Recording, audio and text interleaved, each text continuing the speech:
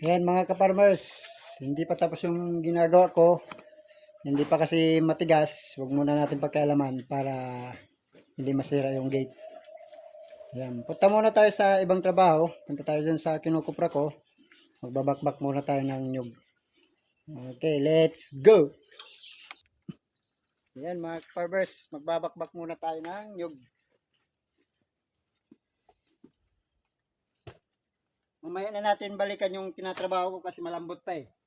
Ito muna trabahoin natin.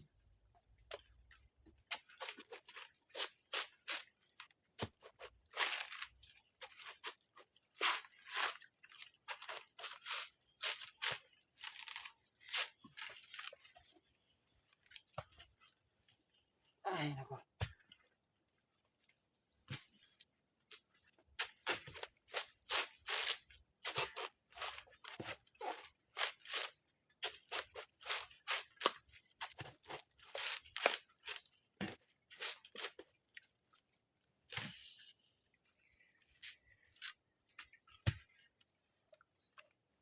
Hindi kaya mahirap kaya magbunot ng ganito, ng nyog.